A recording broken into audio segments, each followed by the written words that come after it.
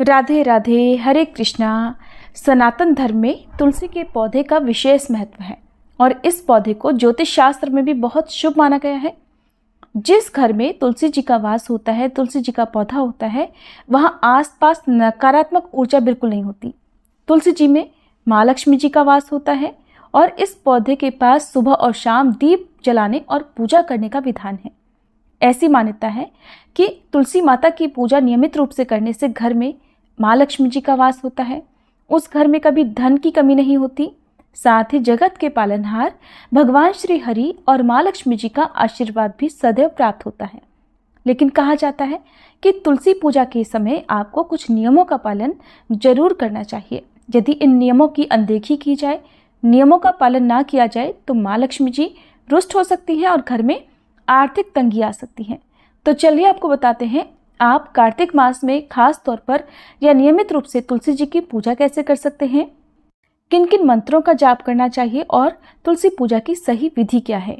पहले जानिए कुछ नियमों के बारे में।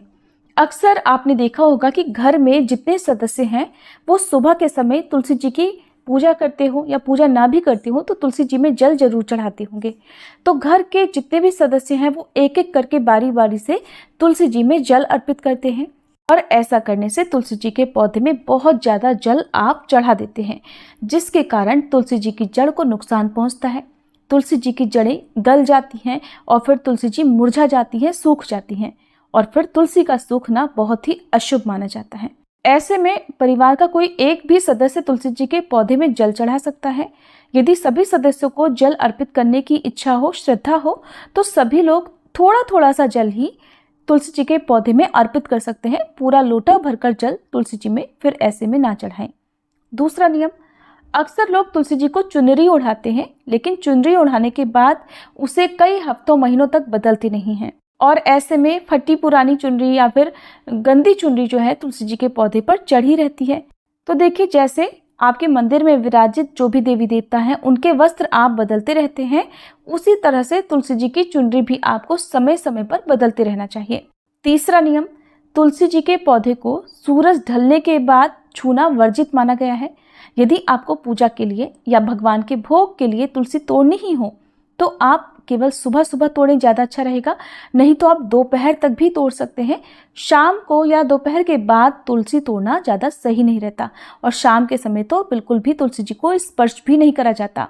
जो लोग शाम को सूर्यास्त के बाद तुलसी जी को स्पर्श करते हैं या फिर तुलसी के पत्ते तोड़ते हैं, उन्हें बहुत भारी दोष लगता है। अगला नियम है, तुलसी तोड़ते समय ध्यान इस बात का जरूर रखें कि पहले तुलसी जी को प्रणाम करें। प्रणाम करते समय ओम सुभद्राय नमः या ओम हरिप्रियाय नमः इन मंत्रों का आप जाप करते रहें और जितने पत्ते आपको तोड़ने हैं उन्हें तोड़ते समय इस बात का भी ध्यान रखें कि कभी नाखून से खींचकर आपको और पौधे को पूरी तरह से हिलाकर तुलसी के पत्ते नहीं तोड़ने चाहिए। बहुत आहिस्ता से, आराम से आपको तुलसी का पत्ता तोड़ना चाहिए। एक और नियम, यदि आप रोज तुलसी जी की पूजा करते हैं और जल चढ़ाते हैं तो इस बात का ध्यान रखें कि एकादशी और रविवार के दिन तुलसी जी में जल ना चढ़ाएं। कार्तिक मास में भी आप रविवार और एकादशी के दिन तुलसी जी में जल ना चढ़ाएं, लेकिन पूजा यानी धूप दीप आपको सुबह और शाम हर दिन ही जलाना होता है, चाहे एकादशी हो चाहे रविवार का दिन हो। और यदि आप चाहते हैं कि तुलसी माता आपकी मनोकामना पूर्ण करें तो जब भी आप तुलसी जी के पौधे में दीपक जलाएं तो आप दीपक जलाने से पहले अक्षत का या फिर पुष्प का आसन देकर ही दीपक जलाएं। ऐसा करने से भी तुलसी माता प्रसन्न होती हैं। एक और नियम है जिसका ध्यान सभी महिलाओं को और खास तौर पर कन्याओं को जरूर रखना चाहिए। तो जब भी तुलसी पूजा आप करती हैं तो उस समय महिलाओं या कन्याओं को बालों को खुला नहीं रखना चाहिए। हमेशा बालों को बांधकर और सिर ढककर, सिर पर चुनरी या साड़ी रखकर, साड़ी का पल्लू रखकर ही आपको तुलसी जी की पूजा करनी चाहिए। तुलसी जी की पूजा करते समय या जल चढ़ाते समय या तुलसी के पत्ते तोड़ते समय शरीर पर चमड़े से बनी कोई भी चीज़ ना हो। जूते चप्पल पहनकर तो भूले से भी तुलसी जी को स्पर्श नहीं करना चाहिए। साथ ही आपके शरीर पर, जैसे पुरुष यदि तुलसी पत्ते तोड़ते हैं तो बेल्ट या कुछ भी चमड़े से बनी चीज़ें आपके शरीर पर उस समय नहीं होनी चाहिए। एक प्रश्न अक्सर लोग पूछते हैं कि क्या कार्तिक मास में नियम पालन करने वाले जो श्रद्धालु हैं वो तुलसी के पत्ते इस पवित्र मास में तोड़ सकते हैं।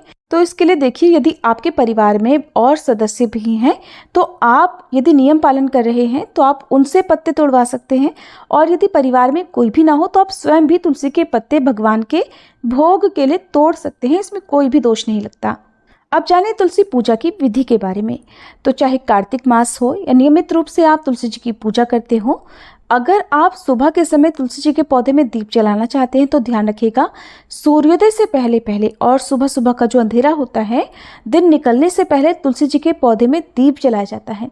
यदि आप सुबह दीप जलाने में समर्थ नहीं है तो आप सुबह केवल जल चढ़ाकर और तुलसी जी के पौधे में धूप बत्ती जलाकर भी पूजा कर सकते हैं। शाम के समय आप तुलसी जी के पौधे में नियमित रूप से दीपक जला सकते हैं।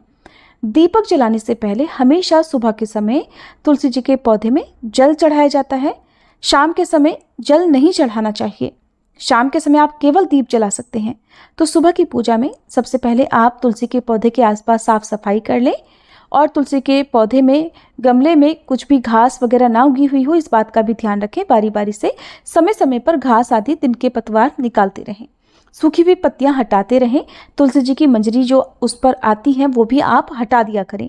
तुलसी जी की जो मंजरी होती है उन्हें तुलसी माता के नाखून समझा जाता है, वो उन पर बोझ मानी जाती है, भार मानी जाती है, तो आप उन्हें समय समय पर हटाते रहें। तुलसी जी के पौधे में जल चढ़ाते समय सबसे पहले भगवान विष्णु का ध्यान करें, भगवान श्री विष्णु को प्रणाम करें, माता लक्ष्मी जी को प्रणाम करें, श्री कृष्ण भगवान का, शालिग्राम भगवान जी का स्मरण करें, और फिर ओम श्री तुलसी नमः या ओम सुभद्राय नमः या फिर ओम सुप्रभाय नमः या ओम हरि प्रियाय नमः, इन मंत्रों का जाप करते हुए जल अर्पित करना चाहिए। जल की पतली बारीक धारा आप तुलसी जी के पौधे में अर्पित करें। नियमित रूप से या हर दूसरे तीसरे दिन आप तुलसी जी के पौधे में कच्चा दूध, गाय का दूध और हल्दी भी डाल सकते हैं। हल्दी और कच्चे दूध से भी आप तुलसी जी को सींच सकते हैं। जल चढ़ाने के बाद फिर से प्रणाम करें, पुष्प चढ़ाएं और उसके बाद घी का एक दीपक जलाएं।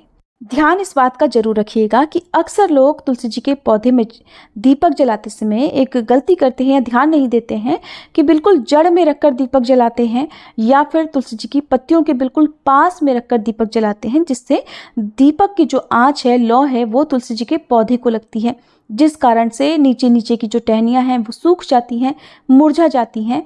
तो आप बिल्कुल भी ऐसा ना करें। हमेशा तुलसी जी के गमले में आप नीचे की तरफ रखकर ही दीपक जलाया करें, और हमेशा आसन देकर ही दीपक जलाया करें। दीपक जलाने के बाद आप तुलसी चालीसा का पाठ कर सकते हैं, तुलसी माता के भजन गा सकते हैं, और ख़ास तौर पर कार्तिक मास में तो आपको 1 या 2 भजन तुलसी जी के समीप बैठकर गाने ही चाहिए। भगवान विष्णु के मंत्रों का जाप कर सकते हैं या तुलसी माता के मंत्रों का जाप कर सकते हैं।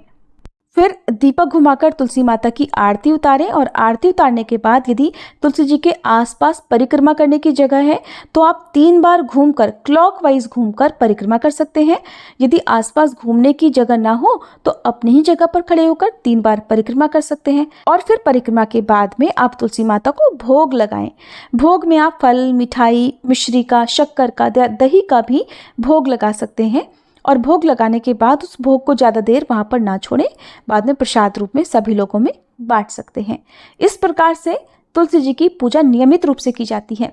तुलसी जी के पौधे में आप हर दिन नियम से रोली का और हल्दी का तिलक भी जरूर लगाएं।